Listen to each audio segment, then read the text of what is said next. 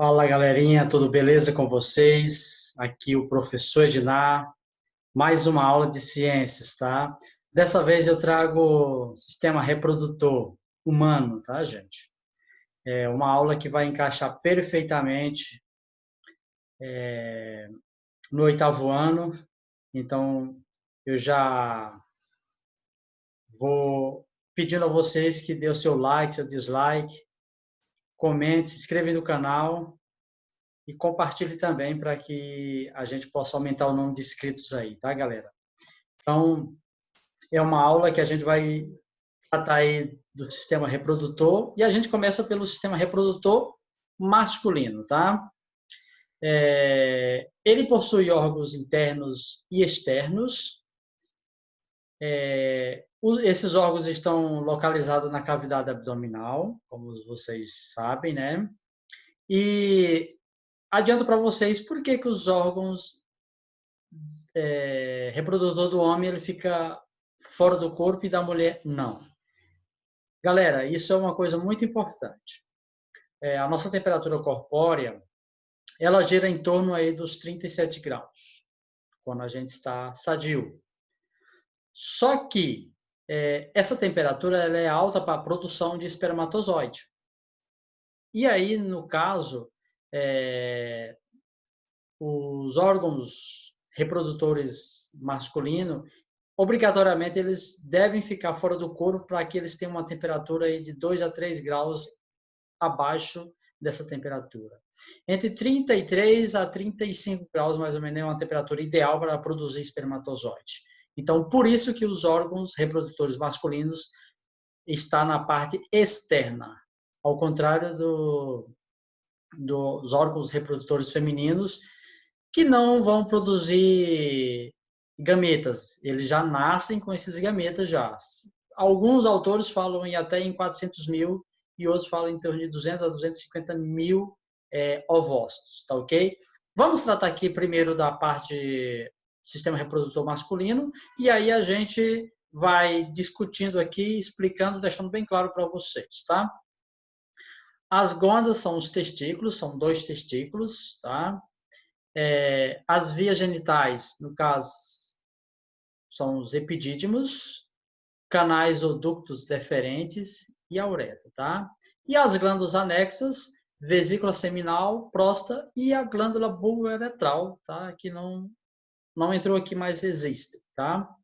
E os órgãos externos, no caso, é o pênis e os escrotos, né? Que são 2 bolsas, tá? Vocês podem observar aqui nessas 2 imagens, essa aqui ela está feito um corte, então para a gente ter uma visão melhor de como são esses órgãos, para que a gente possa entender aí de forma mais clara. Começando aqui nós temos essa bolsa, são 2 bolsas, então logo são 2 escrotos. E dentro desses 2 escrotos existe os testículos, são 2 testículos. Os testículos, eles produzem a testosterona, que é o hormônio masculino, e produz também os espermatozoides. No caso, o homem ele produz constantemente espermatozoide, tá? Diferente da mulher, que ela já nasce com a quantidade de ovócitos já pronta. O homem, ele produz, tá bom? Existem células especiais aqui, alguns livros denominam essa célula como célula de Leydig, que produz os espermatozoides. Esses espermatozoides, ao ser produzido aqui, eles vão em direção ao epidídimo, que está logo aqui nessa parte superior dos testículos, para amadurecer, né, para ganhar uma cauda, por exemplo, porque ele vai precisar de nadar, vamos usar esse termo, e ele não tem cauda ainda, então ele vai, depois que ele tiver maduro aqui, no momento propício, ele vai estar pronto para ele percorrer um longo caminho. Esse longo caminho aqui é por esse canal aqui chamado canal deferente. É deferente mesmo, tá, gente? Não está escrito errado não mesmo, é deferente mesmo, tá? Esse canal deferente aqui, os espermatozoides vão percorrer por ele, e até chegar aqui à vesícula seminal. Quando chega aqui na vesícula seminal, vai receber um líquido, e esse líquido ele tem uma função de neutralizar a acidez. Por que neutralizar a acidez? Ora, porque o canal vaginal da mulher é bastante ácido, em torno de 3,5 mais ou menos o pH, muito ácido. Então, os espermatozoides, ao cair no canal vaginal, eles não suportariam e morreriam. Então, esse líquido aqui tem o objetivo de fazer esse controle de acidez. É como se fosse, vamos adoçar para tomar, vamos dizer, um suco de limão. Então, no caso aqui, ele vai alcalino, né? Então, ele vai fazer essa neutralização de acidez para o espermatozoide poder continuar o seu caminho até chegar lá nas tubas uterinas e encontrar o ovócito, tá? Depois aqui, ele vai para a próstata. Aqui na próstata, ele vai pegar mais outro punhado de líquido. Esse líquido aqui ele tem a função de proteger e, vamos dizer assim, nutrir os espermatozoides. Os espermatozoides são células vivas e precisam de viver. Então, aqui ele vai precisar de uma sobrevivência, de um alimento. Então, aqui vai encontrar nutrição. E não é o momento, vamos dizer assim, a aula, mas eu gostaria também de essa glândula aqui, essa próstata, ela é exclusiva masculina, tá? Ela tem essa função que eu já acabei de mencionar, e no caso aqui, se ela aumentar de tamanho, é chamado de câncer da próstata, e é interessante que o homem, ao passar dos 40 anos, principalmente aquele que tem algum histórico familiar, pai, avô, bisavô, fazer o exame de sangue, por exemplo, que o quanto antes detectar alguma alteração, melhor, tá? Pode fazer uma cirurgia e ele sobreviver e ele viver normalmente. Depois aqui da próstata, não está aqui, tá, gente? Desculpa, mas tem uma glândula chamada bulbo uretral. Essa glândula bulbo-uretral, ela protege os espermatozoides e ela lubrifica a uretra. Por que lubrifica a uretra? Olha, porque se você percebe que por essa imagem, a urina é ácida. Então, a urina ela passa por aqui pela uretra. Então, ela deixa o canal uretral com uma acidez elevada. Então, nesse caso aqui, essa glândula bulbo-uretral, ela vai produzir uma neutralização, ou ela vai lubrificar melhor, assim, esse canal para que o espermatozoide continue a sua caminhada. Depois que ele continuar a sua caminhada aqui pela uretra, a uretra é um túbulo que tanto passa os espermatozoides como passa também a urina. Então, ele é comum a essas duas vias, tá? Um pouco diferente das mulheres, que a uretra para passar a urina e o canal vaginal, no caso, a criança. Então, a mulher ela tem um orifício a mais, então, por onde passa a urina não é por onde passa aí o bebê, tá? E aqui tem o órgão de cópula, que é o pênis, tá? E a urina, ou no caso aqui nós estamos especificando melhor, os espermatozoides, ou o sêmen, por exemplo, que o sêmen já seria tanto o líquido mais o líquido que foi adquirido aí ao longo desse trajeto, mas o espermatozoide também, tá? Então, essa primeira parte aqui, eu acho que tem ficado um pouco claro para vocês quanto o sistema reprodutor masculino. Aqui nós temos uma forma escrita, talvez explicando melhor para vocês. As gônadas são os testículos. Nos testículos ocorre a produção do espermatozoide, claro, constantemente, em torno aí de milhões de espermatozoides. Alguns falam em 200 bilhões, falam 400 bilhões. Não tem esse um número correto, porque dificilmente vai dar para contar. São células pequenas, tá? E também produz um hormônio também chamado de testosterona, que é um hormônio que vai dar as características secundárias do homem, por exemplo, a questão de pelo, barba, por exemplo, voz e etc. Tá? A mulher, ela pode apresentar um pouco de testosterona? Sim, assim como o homem também apresenta hormônio também feminino, em pequena quantidade, mas apresenta. Algumas pessoas acabam fazendo uso da testosterona, por exemplo, uma testosterona industrializada, para ganhar a questão mudança de voz, musculação, etc., que não é recomendável, é perigoso, isso pode causar morte, infarto, etc., tá? Nas vias genitais, o epidídimo, como eu já falei para vocês, é uma estrutura tubular que tem a função de armazenar o espermatozoide para essa maturação, para ganhar uma cauda, tá? Os canais deferentes são estruturas tubulares que conduzem o espermatozoide dos testículos até as vesículas seminais, no caso são as três. A vesícula seminal, a bulbo uretral também é uma delas também, e a próstata, tá? A uretra é um canal que transporta tanto o espermatozoide quanto a urina, então é um canal que pertence, é um canal único, que não é exclusivo só do sistema reprodutor masculino, mas também do sistema excretor, no caso, a urina. E as glândulas anécronas aqui, como já mencionei, só repetindo para ficar um pouco mais claro para vocês, as vesículas seminais são glândulas que produzem um líquido viscoso, o líquido seminal, né? Que vai misturar ao líquido prostático e aos espermatozoides para formar o sêmen ou o esperma, tá? Então, o sêmen é um conjunto de líquido mais espermatozoide, tá? E a próstata, como eu já até dei uma acrescentada também aí, glândulas que produzem um líquido prostático situado na base da bexiga e atravessado pela uretra, tá? Então, essa parte aqui, acho que ficou bem claro para vocês. Qualquer coisa aí, se não me engano, no segundo capítulo do livro do Fernando Gewand Schneider, vai trazer mais detalhes aí. Dê uma lida e deixe aí nos comentários alguma pergunta, sugestão, etc. Tá? Vamos entrar aqui agora no sistema genital feminino. Observem aqui pelas imagens. Quero explicar para vocês aqui todo essa parte anatômica e também vamos entrar um pouco na parte fisiológica para a gente entender. Aqui a mulher ela apresenta 2 ovários, um de cada lado. Aqui nos ovários, aonde já estão os ovócitos, pode chamar de ovos?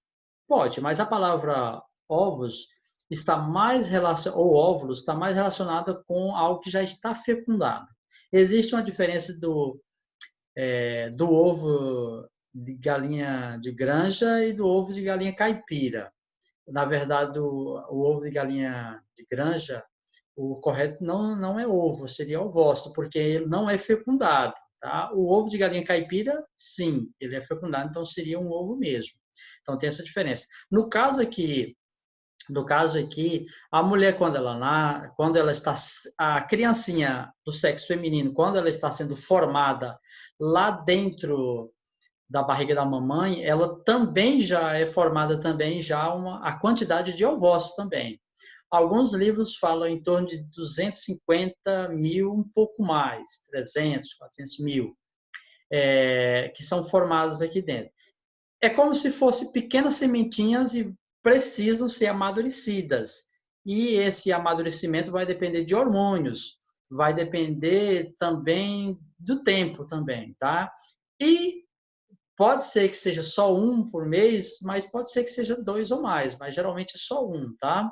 Então, isso aí, no caso, nós entraríamos na outra parte, que seria a questão de formação de gêmeos univitelinos, por exemplo. Então, eu preciso de deixar outra aula aqui para vocês, explicando toda essa parte. Vamos com calma que a gente vai chegar lá e vocês vão entender.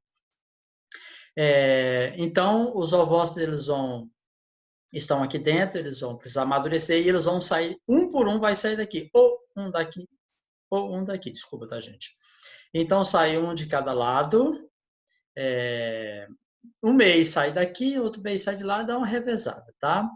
Então, ele sai para cá, ele vem para a tuba uterina, e aqui ele fica parado esperando o espermatozoide chegar até aqui, tá? Para que haja uma fecundação, uma gravidez. E depois eu quero explicar essa parte, mas caso não aconteça, ele vai andar e vai ser liberado, tá? Lá no ciclo menstrual a gente entende um pouquinho disso aqui, tá? A tuba uterina também são 2, uma de cada lado, tá? Os ovidutos aqui, Alguns bebês, algumas mulheres formam embriãozinhos aqui, tá? Ele pode ter uma gestação de 2, 3 meses tubária, mas não vai ter sucesso. Geral, tem que ser aqui no útero. Aqui está o útero, tá? A cavidade uterina, com os seus tecidos, o endométrio, por exemplo, miométrio. Aqui o lugar onde fica é um berço, que vai ter uma rica camada de sangue a cada ciclo. Essa camada de sangue é um berço se preparando para receber um embriãozinho aí, tá? Aqui nós temos o colo do útero, tá? E aqui o canal vaginal. Aqui é muito ácido, tá? Por que essa acidez? Para proteger a mulher de certas doenças. Essa acidez que a mulher tem aqui impede fungos e bactérias, micro-organismos de adentrar, de proliferar, tá? Então, isso é importante.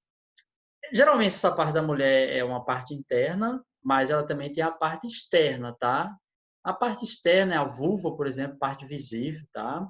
Aqui tem, vamos dizer assim, a uretra. A uretra aqui é por onde vai sair a urina, tá? E aqui tem o orifício vaginal, que é por onde passa a criança no momento da gestação, tá? Então, é um pouco diferente, são 2 orifícios aí para um do homem, tá? Aqui tem, de forma anatômica, aqui tem 2 lábios grandes, mais 2 lábios pequenos. Tem um clitóris aqui, tá? Esse clitóris aqui, ele é semelhante ao órgão reprodutor masculino também, tá?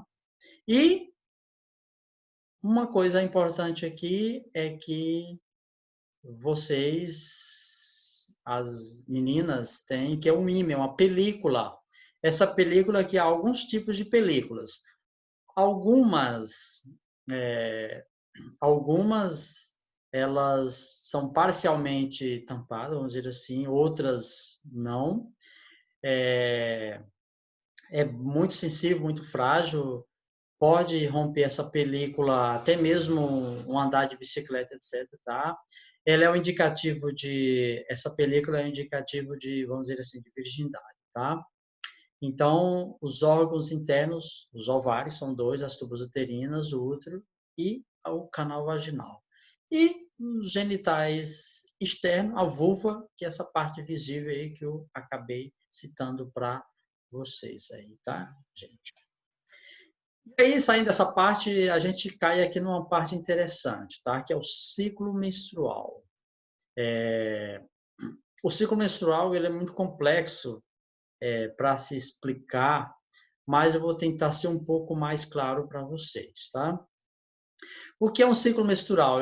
É uma alteração que ocorre nas mulheres já que tem uma maturidade. A partir dos 17, 18, 19 anos, ela já tem uma maturidade suficiente para a gravidez, por exemplo. Então, esse ciclo menstrual dela acaba sendo regular. Você que ainda não tem essa idade, você que tem aí 12 anos, 13 anos, 14 anos, o seu ciclo menstrual, ele ainda não é normal, porque você ainda não está na fase de gravidez, tá? Há outras formas anatômicas, o teu quadril ainda não está formado, você não está preparado, tá? Cuidado, não entre nessa, porque você vai ter consequências, vamos dizer, psicológicas e também anatômicas aí, o teu corpo vai sofrer muito com isso, porque aí ela ainda está formando, ainda está em um processo inicial. Quando chegar lá dos 18 anos para frente é que ele está pronto para acontecer aí, vamos dizer assim, uma gravidez, tá? Esse ciclo menstrual, ele tem uma duração aí de 28 dias, tem uma duração de 28 dias para pessoas que têm um ciclo menstrual totalmente irregular.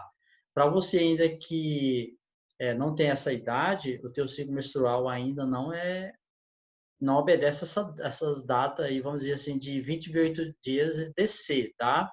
Isso é normal, não precisa se preocupar. Tem pessoas que mesmo na idade de adulta, acima dos 18 anos, 20 anos, esse ciclo ele pode demorar um pouco, 40 dias? Pode. Tá? Então, a pessoa precisa de estar com um processo psicológico, aí, alimentação e etc., bem equilibrado para ter um ciclo menstrual regular dentro desse padrão. Tá? O início do ciclo menstrual ele se dá no primeiro dia que desceu, já conta ali, é o primeiro dia, tá? A primeira menstruação, você que já teve a primeira menstruação, você que está tendo a primeira menstruação, o nome dessa primeira menstruação é chamada de menarca. Ela acontece aí, em média aos 11, aos 13 anos, por exemplo, mas pode ser que alguém menstrue aí com 10 anos, 9 anos, já aconteceu o caso de menina menstruar aí com 8 anos, tá? Isso depende de vários fatores psicológicos, hormonais, etc. Tá? O ciclo menstrual se divide em 3 partes, vamos dizer assim, na fase folicular, ovulação e lútea. Tá? Vamos aqui para todo esse ciclo aqui entender um pouquinho. Então, o que precisa acontecer é a questão da ovulação. O que seria uma ovulação? É a liberação do óvulo do ovário que vai sair lá para a tuba uterina. A partir do momento que ele sai do ovário e vai para a tuba uterina, é chamado de ovulação. É o dia que a mulher está fértil. É o dia que ela pode ficar grávida, tá? Então, esse período, a mulher que ela já tem uma certa idade, ela sabe o dia que ela está ovulando, ela sabe o dia que a menstruação vem, então ela sabe, ela conhece o corpo dela, então ela sabe tudo o que está acontecendo, tá? Então é interessante que a pessoa aprenda-se a conhecer o corpo, tá? Uma coisa interessante aqui nas fases é a questão da temperatura. A mulher ela vai perceber isso vai acontecer, que vai acontecer um aumento de 0,5 graus a 1 grau na temperatura corpórea da mulher. Então, observa aqui pelo gráfico, pela essa linha vermelha, que a temperatura da mulher vai se elevar um pouco aí durante a ovulação, tá? Nós temos uma glândula que fica na região da cabeça lá atrás, que é a hipófise. Nessa hipófise, a gente tem uma glândula, uma região chamada de adenohipófise, tá? E aí ela produz hormônio que estimula os hormônios do nosso corpo. Ela é uma glândula mãe, tá? Ela é uma principal. E aí ela vai produzir, estimular 2 hormônios aqui dessa fase. Ela vai tanto o LH, que é o hormônio luteinizante, quanto o FSH, que é o hormônio folículo estimulante, de estimular. O LH ele estimula a ovulação e a formação do corpo lúteo, tá? Então, observe que ele vai o LH ele vai ter esse processo de tanto estimular a ovulação mesmo. A mulher é ele que vai dizer assim, opa, pode ovular. Então a mulher, o óvulo vai sair dali. Só que ao mesmo tempo está acontecendo vários mecanismos na mulher também. O FSH ele estimula o crescimento do folículo. Tá? O folículo, como vocês observam aqui está um folículo pequeno e ele vai ser estimulado a crescer. Quando ele é estimulado a crescer, ele cresce. E aí vem o LH e diz, opa, agora você pode ovular. Então, é o momento que ele vai sair do ovário e vai para a tuba uterina. Então, nesse momento vai acontecer algo muito importante. O pico dos hormônios está lá em cima e aí vai entrar aqui a questão do estradiol ou estrógeno, ou o estrogênio, tá? São os nomes que vocês podem encontrar aí nos livros, e a progesterona. Observa que o estrógeno, a subida dele ocorre com a ovulação. Então, a mulher está ovulando, ele vai subir. A mulher ovulou, a taxa de estradiol, de estrógeno, de estrogênio vai baixar. Consequentemente, aí vai subir a progesterona para a gestação. Então, já entra outro hormônio que vai dizer assim, agora eu vou entrar para eu manter a gestação. Claro, a mulher todo mês ela se prepara para uma gestação. Isso não vai acontecer, mas todo mês a mulher se prepara para ter um período gestacional. Então, esse hormônio entra no processo de aumentar o pico aí, tá? Como vocês estão observando aqui. Caso a mulher não engravide, o que vai acontecer é o seguinte: tanto a progesterona como o estrógeno vai baixar e aí a mulher volta a menstruar novamente. Observe que a mulher, aqui no caso, como eu já pontuei, tem um ciclo menstrual de 28 dias. Geralmente a menstruação ela tem uma média aí de 5 dias, 4, 5 dias. Algumas mulheres podem apresentar aí 3 dias, outras podem apresentar 7, 8 dias. Isso é normal, tá? Então, é interessante que você se conheça o seu corpo, tá? Então, nesse ciclo menstrual aqui de 28 dias, a metade dele é lá no 14º dia, é a data que a mulher está ovulando. Então, é a data que ela pode ficar grávida. A mulher vai engravidar aqui quando ela está menstruando? Não. A mulher vai engravidar aqui quando ela está menstruando aqui no próximo ciclo? Não. A mulher ela vai engravidar, desculpa, a mulher ela vai engravidar aqui na metade desse ciclo. Se ela tiver esse ciclo aqui regular certinho, ela sabe mais ou menos a data que ela pode engravidar. A mulher que já casou aí, por exemplo, está casando e vai casar, então ela tem como ela saber essa data aqui certinha, tá? Então, essa data aqui seria mais ou menos lá para o 14º dia.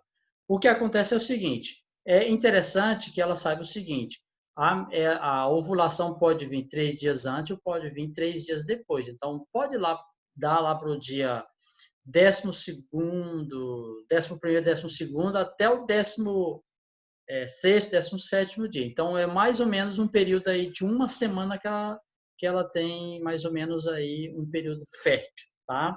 Então, seria mais ou menos uma semana de período fértil. Antes disso, não, e depois disso também, não, porque aí a mulher ela vai, vamos dizer assim, já se preparar para o novo ciclo, tá? É um ciclo que ela precisa de manter ele constantemente, tá, galera? Então, a menstruação seria um significado de que a mulher, vou colocar assim, de que a mulher não ficou grávida e ela menstruou, descamou.